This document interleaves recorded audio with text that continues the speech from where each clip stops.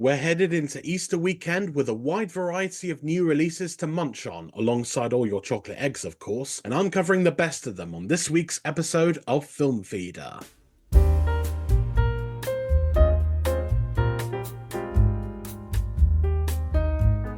Hello everyone and welcome back to the show, where every week I, your film chef extraordinaire Jack Martin, round up the biggest new releases coming to cinemas, streaming and on demand. And also I deliver a few insightful reviews of the latest movies out there now or within the next 7 days. And this week is quite a jam-packed one, with some massive new releases for the whole family to watch in the lead up to Easter, as well as some eye-opening specialty choices for more certified cinephiles like yourselves. But before I get into all of that, I've got a very special announcement. For this week, we'll see the release of yet another feature presentation episode. Following on from last week's interview I did with the cast and crew of the new horror film Brightwood, this time I was extremely fortunate to have the wonderful actor Vicky Knight on the show to talk about her new film Silver Haze, which I'll be talking about later on in this episode. And you can expect that feature presentation interview to drop later on in the week. To stay updated on what new stuff I'll be dropping either on the main Film Feeder website at filmfeeder.co.uk or on the podcast feed every week, then be sure to follow us on all our social media channels, the links and handles to which you can find in the episode description. And if you're keen on getting some extra goodies as well as supporting a hard-working creative like myself, then consider subscribing over on Patreon at patreon.com/filmfeeder, where paid members can get exclusive access to numerous stuff that will not be made available anywhere else on the internet. So once again, that's patreon.com/filmfeeder if you want to head on over there. So let's just jump right into my rundown of the week's biggest new releases in my specially curated movie menu.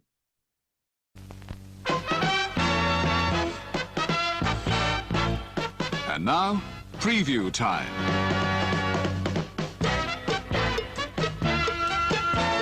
When it comes to entertainment, you can't beat a good film. So let's take a look at what's coming your way.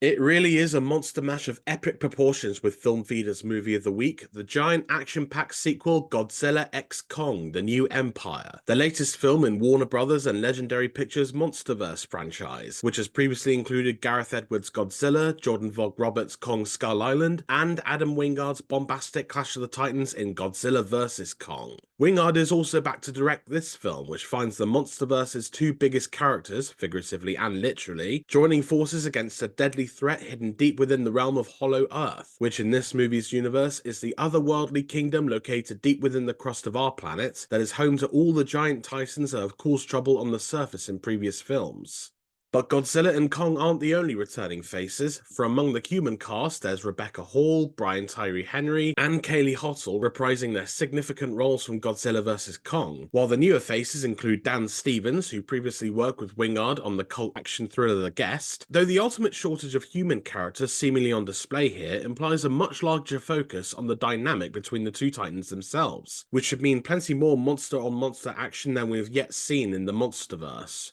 In addition to that, audiences can expect plenty more secrets revealed about Hollow Earth, which was only briefly explored in the previous film, as well as new and sometimes terrifying monsters who may even give the mighty Kong and Godzilla, the latter sporting a neon pink new look for this film, a run for their money. And it's all well and good, though there will no doubt be some people who might just scoff at this film in the wake of the critically acclaimed and even Oscar-winning monster movie Godzilla Minus One. To which I say that while I am one of the many people who absolutely adore that film as well, it's perfectly fine for this much sillier version of the classic movie monster to exist as well, because at the end of the day they're both radically different from one another, not least of all because this one is a much bigger budgeted Hollywood movie next to that recent Toho masterpiece made for a fraction of the cost. And so long as the movie delivers on its promise of big bombastic fun that the trailers seem to suggest, then it's okay to have a big pink Godzilla giving a piggyback ride to an equally giant gorilla with a mechanical arm within months of the much more metaphorical Japanese historical drama.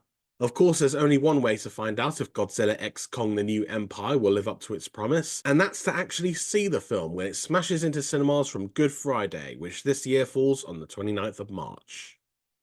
Leading the week's other big cinematic releases is Kung Fu Panda 4, which is naturally the fourth film in DreamWorks Animation's successful franchise that once again stars Jack Black as the voice of Po the Panda, as he sets out on a noble quest to become a spiritual leader, as well as find a suitable replacement for his duties as the Dragon Warrior. But along the way, he encounters a dangerous shape-shifting chameleon who threatens the balance between the mortal and spiritual realms, so he teams up with Awkwafina's Corsac Fox Zhen to take down their new foe. The sequel packs into itself all the comedy and stylistic action that the previous Kung Fu Panda movies have delivered in spades, not to mention a star-studded voice cast that includes returning favourites like Dustin Hoffman, Ian McShane, Bryan Cranston and James Hong, and newer additions like Oscar winners Viola Davis and Ke Huy Quan, which should make it an Easter holiday delight for families everywhere who can check out Kung Fu Panda 4 in cinemas via distributor Universal Pictures from Thursday the 28th of March.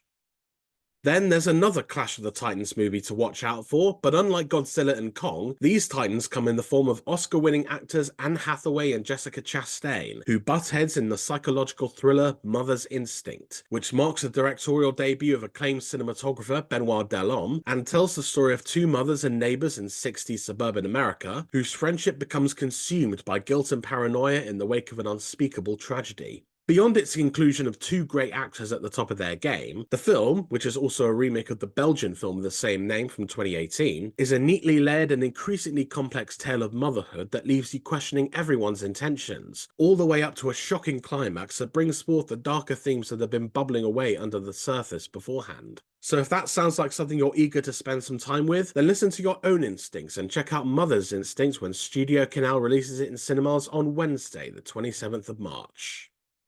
Now I'd like to talk to you about a film that I've been anxious to talk about since the beginning of this episode. It's the tender new British drama Silver Haze, which sees writer-director Sacha Pollack collaborate once again with lead actor Vicky Knight, who also fronted her recent feature Dirty God, in a film that is based closely on the actor's life. For those who may not know, Knight was the survivor of a deadly arson attack as a child, which left her with burns across her body, and very sadly claimed the life of her two young cousins, as well as Ronnie Springer, the brave soul who saved her and her other cousin's life at the cost of his own. And the film explores a semi-fictional account of how Vicky, as her character Frankie, deals with the underlying anger towards the lack of justice being served for the perpetrator of the fire, while also embarking on a tender relationship with a young woman named Florence, played by Esme Creed Miles, which in and of itself comes with its own set of problems. As I mentioned earlier on, I was very fortunate to have Vicky herself come on the show and talk about her experiences with the film, and how despite the tragedy has gone on to wow audiences across the world in both Dirty God and now Silver Haze. And you can hear my full conversation with Vicky, as well as my review for the film, when that special feature presentation episode drops later on this week. But for now, make sure that you reserve time to check out Silver Haze, a BFI release, in cinemas from Friday the 29th of March. Next up, we have The Sweet East, an extremely peculiar film that I had first heard about from a friend of mine who saw it at last year's BFI London Film Festival, and their flabbergasted reaction, not to mention mine when they tried explaining what happens in it, got me extremely curious to say the least, to where I kind of don't want to say too much about it right now, partly because I've got a review for it coming up, but also because to merely summarise it for the sake of this preview would be a near impossible task. So for now, I'll simply highlight the fact that it's the directorial debut of cinematographer Sean Price Williams. It features quite an impressive ensemble cast that includes Talia Ryder, Simon Rex, Ayo Edebiri, Jacob Elordi, Rish Shah and Earl Cave, and it has a release date of March 29th. But stay tuned because I'll be revealing a whole lot more about The Sweet East in my review later on.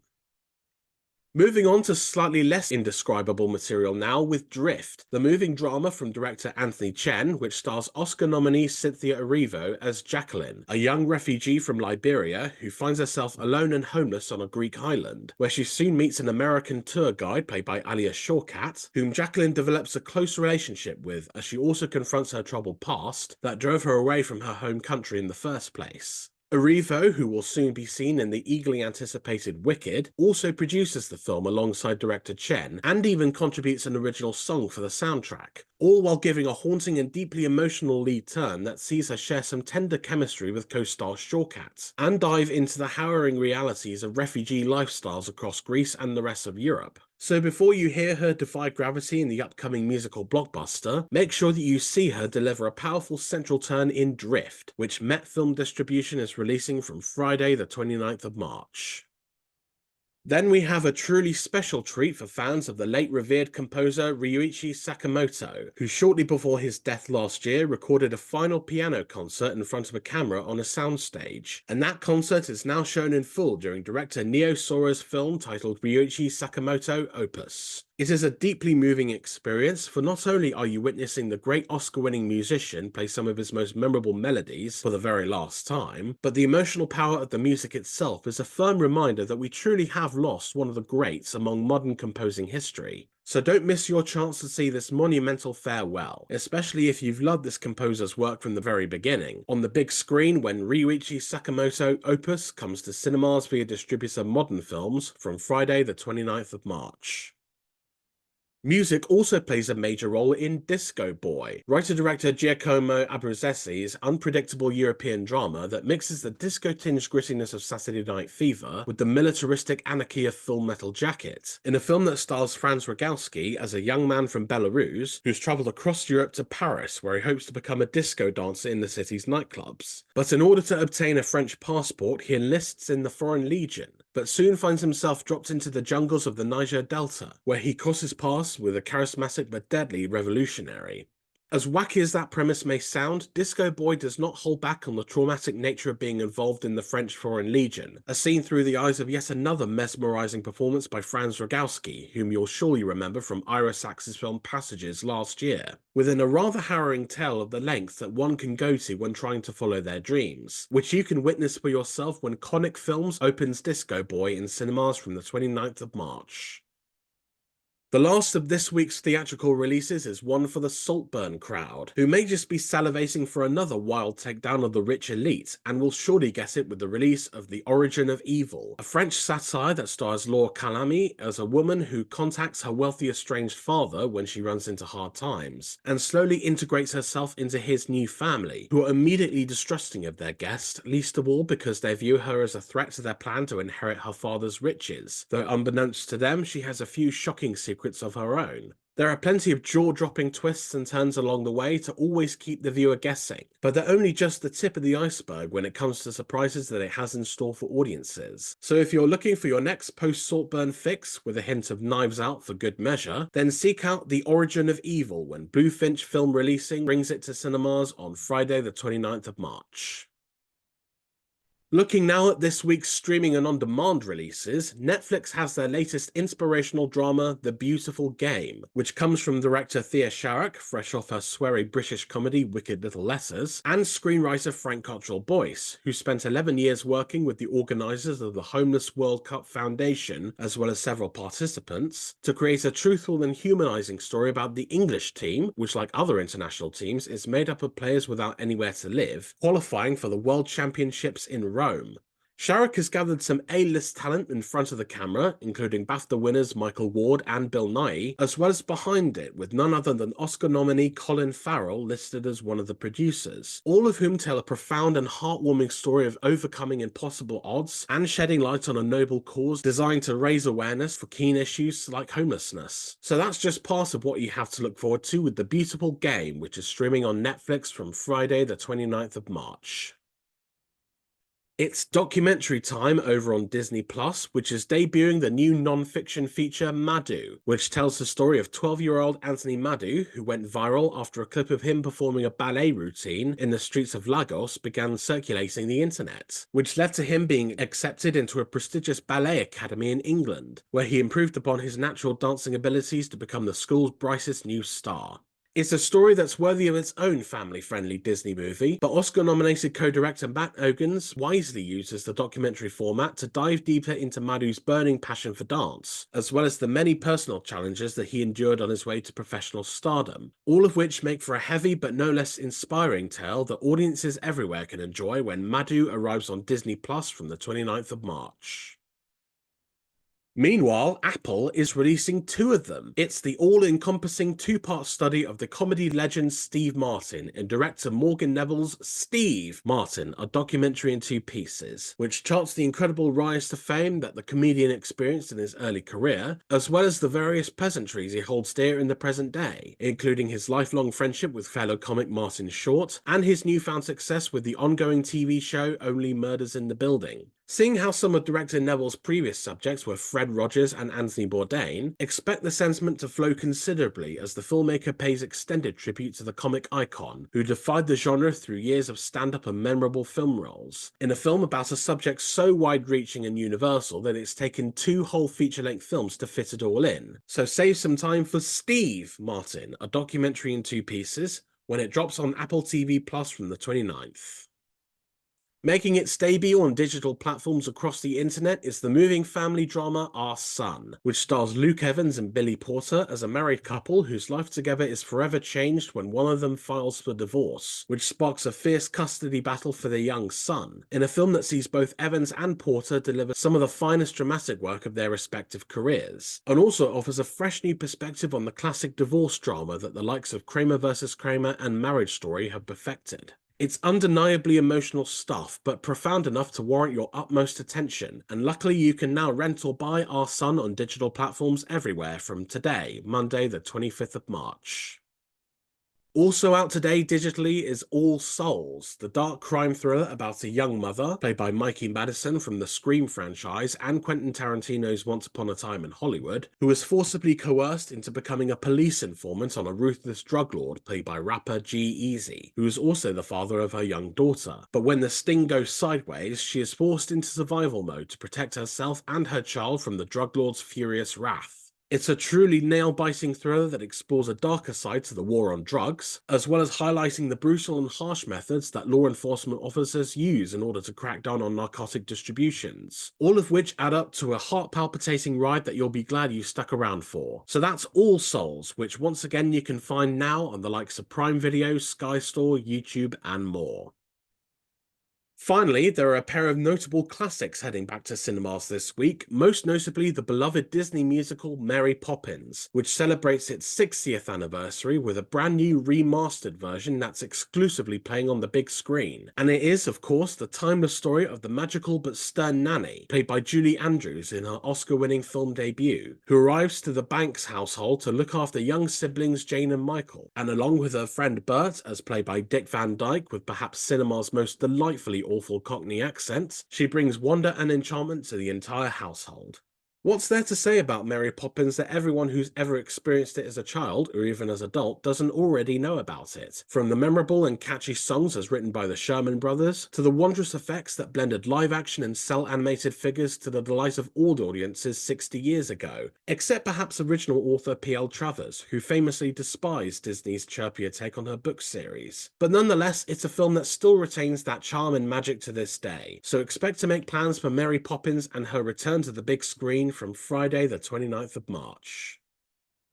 And then there's The Lavender Hill Mob, the classic 1951 Ealing Studios comedy from director Charles Crichton that's been upgraded with a brand new 4K restoration. And this hilarious British caper stars Alec Guinness as a meek bank clerk who has been tasked with overseeing the shipment of highly valuable gold bullions, and with his eccentric neighbour, played by Stanley Holloway, comes up with a unique scheme to steal and then smuggle the bullions out of the country with less than desirable results. A true staple of mid-20th century British comedy, the film became an instant hit with audiences, and even went on to win both the Oscar for Best Original Screenplay and the BAFTA for Best British Film, while today it is widely regarded as one of the greatest British movies of all time, with plenty of laughs to satisfy anyone of any age, not to mention a glimpse of then-future starlet Audrey Hepburn in a small role at the very beginning of her own iconic career. So if you're up for some truly ageless comedy that's guaranteed to put a smile on your face, then check out the big screen re-release of The Lavender Hill Mob when it arrives in cinemas on Friday the 29th of March. And that closes yet another movie menu for another week. As ever, I hope that you found and picked out something to sink your teeth into, and no matter which film you've chosen, I wish you a happy viewing that fills your stomach nicely. So it's time now to reveal my true and honest thoughts on releases both new and present, as I deliver my ever insightful reviews.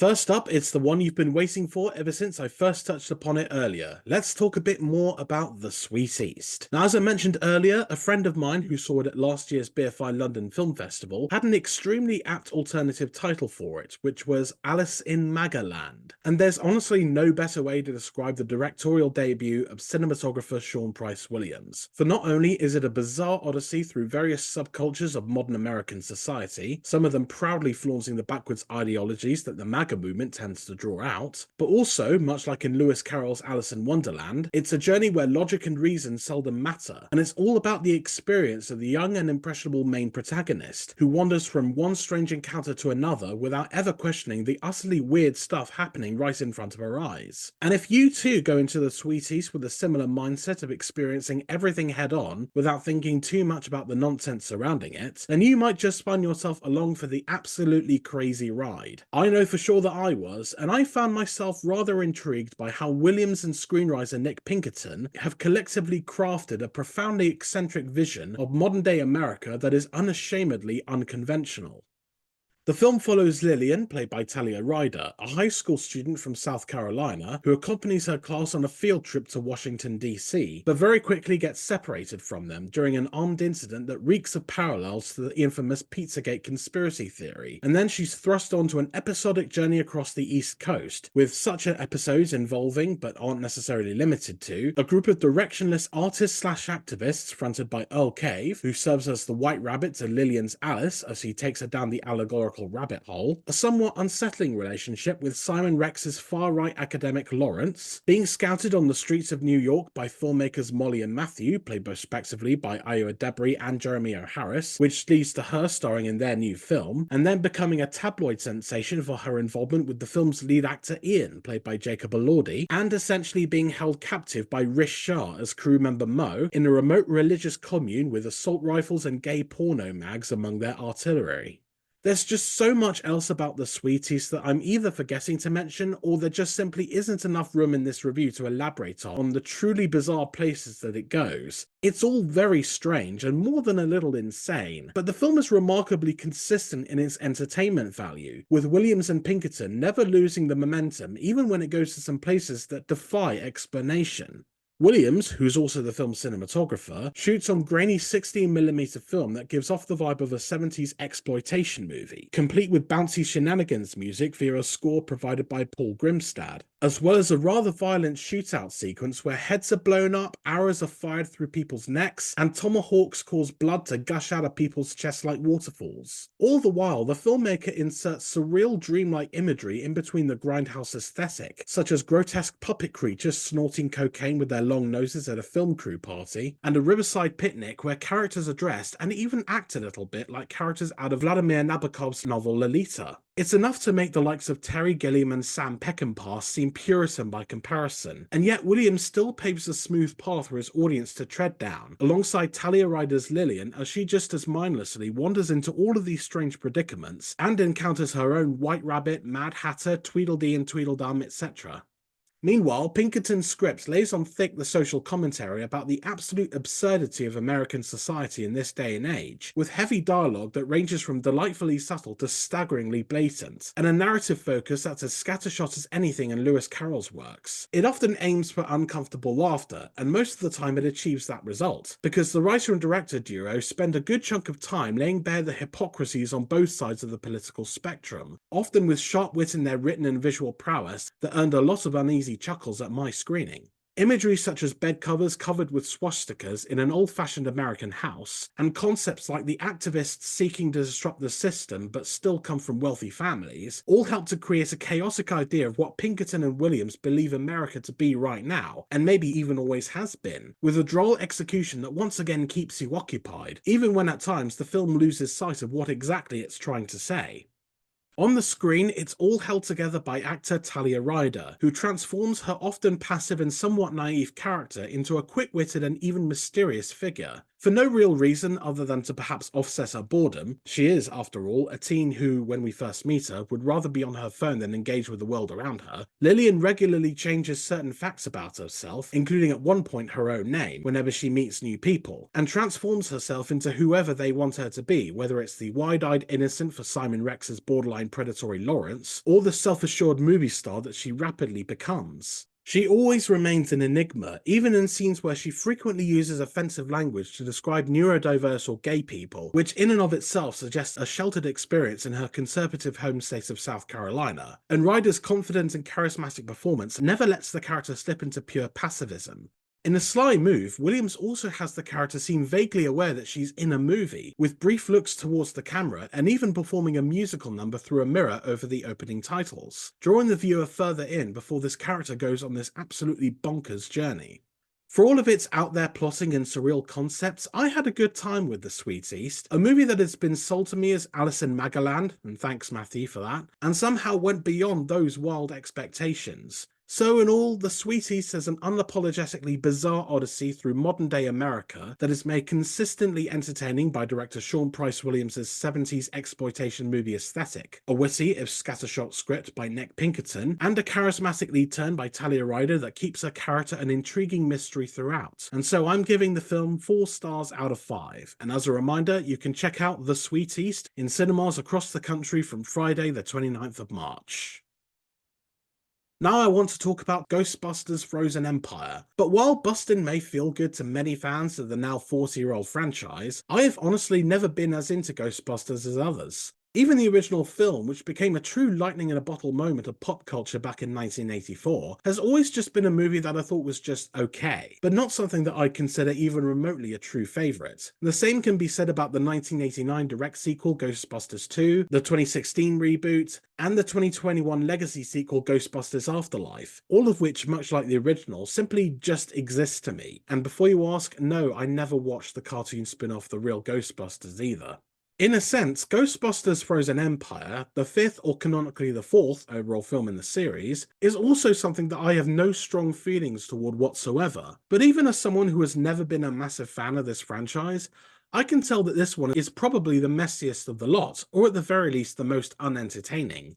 Taking place sometime after the events of Afterlife, we find the Spengler family, including Carrie Coon's Callie, her 2 children Trevor and Phoebe, who are Finn Wolfhard and McKenna Grace respectively, and Paul Rudd as stand-in father figure Gary, all back in New York, where their revamped Ghostbusters business is protecting the city, in addition to drawing the ire of Mayor Walter Peck, who's played by William Atherton from the original film. When Dan Aykroyd's original member Ray Stantz, who's now retired and running an occult store, receives a mysterious orb from Kumail Nanjiani's trader Nadeem that's said to contain an ancient evil spirit with an icy power known as the Death Chill, Ghostbusters new and old, and yes, that does include Bill Murray's Peter Venkman, Ernie Hudson's Winston Zeddemore, and Annie Potter's Janine Melnitz, must try and stop the demonic force from plunging New York and maybe the world into an icicle-ridden hellscape.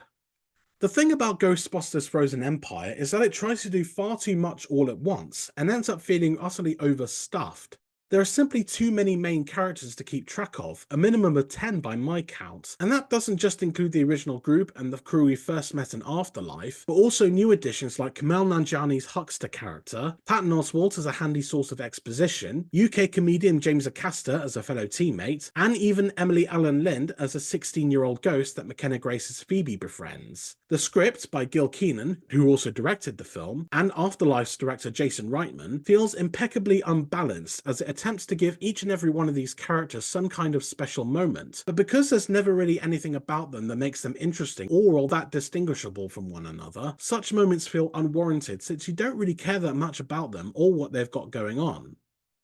The central plot itself is strangely complicated, not to mention highly convenient, as much of it relies on specific people doing the wrong thing at just the right time, which means that you'll have seemingly smart characters easily playing into the hands of the villains because the script dictates at least one uncharacteristic screw-up per protagonist. That doesn't even factor in all the side quests that only serve to give the more prominent names among the cast something to do. Finn Wolfhard's Trevor, for example, spends most of the film trying to capture the iconic green ghost Slimer that's nested itself within countless snack wrappers in the Ghostbusters firehouse attic. There's also some mystical elements surrounding Kumail Nanjiani's character that essentially turns him into a firebender. Even the often reliable Paul Rudd is stuck in a role where he's basically trying to get his adoptive stepchildren to acknowledge him as their dad. It's a half-hearted attempt to give all these characters some kind of contribution to the plot, even when it's not necessary, which ends up wasting even more the real on-screen charm of actors like Paul Rudd. And honestly, if we're talking effects-heavy franchise movies starring Paul Rudd that also have Bill Murray crammed into the mix, Ant-Man and the Wasp: Quantumania is, for all its flaws, far more ambitious and even more engrossing than Ghostbusters: Frozen Empire is.